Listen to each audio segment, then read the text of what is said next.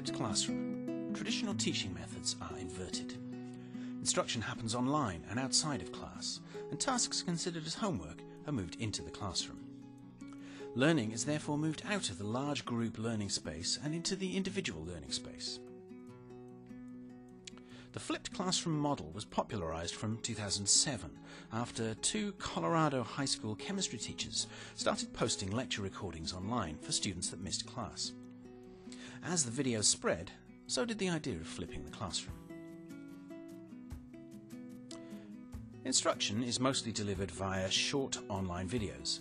These videos can be created in a variety of ways, including with PowerPoint and screen capture software, or resourced from elsewhere online, such as via TED or the Khan Academy. In-class time is then dedicated to exercises, projects, or discussions. The Flipped Learning Network has identified 4 pillars of flipped classrooms that allow flipped learning to occur. These are flexible environments, including the learning space and expectations for learning and assessment. A shift in learning cultures, from teacher-centred to learner-centred, and where students are actively involved in knowledge creation. Intentional content, which involves the evaluation of content for direct teaching purposes or for student provision, and different methods of instruction.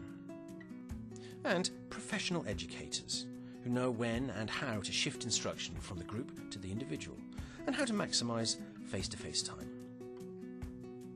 Let's compare non-flipped and flipped classes.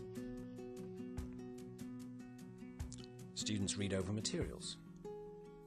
Students complete interactive learning modules. Students listen to a lecture. Students practice applying key concepts with feedback.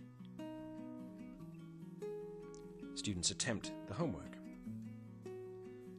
Students check understanding and extend learning to more complex tasks. So, why flip the classroom in this way? Students can learn more deeply than with the traditional one-size-fits-all method through taking responsibility for their learning, meaningful interactions, and frequent feedback. Students are more active participants in their learning, with their role shifting from passive recipient to active constructor of knowledge. Students learn from one another, and interaction increases as they work together to apply concepts under their instructor's guidance, helping to create a learning community. Students and instructors get more feedback, as gaps in understanding become clearer to both themselves and their instructor.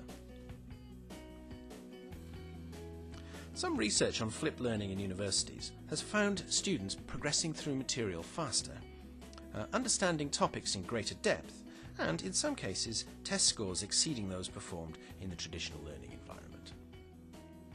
A study at California State University also found positive effects on student learning, and the method helping to extend learning objectives. Other research has found less than satisfactory feedback from students, where they had yet to develop a deep interest in the topic, or where the tasks were not clearly defined. Despite being a straightforward idea, it is easy to get the flipped classroom wrong, as an effective flip requires careful preparation.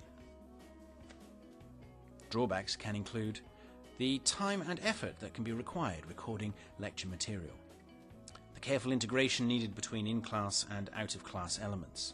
Students expecting face-to-face lectures may complain about the loss of them, or they may not immediately appreciate the full value of this model.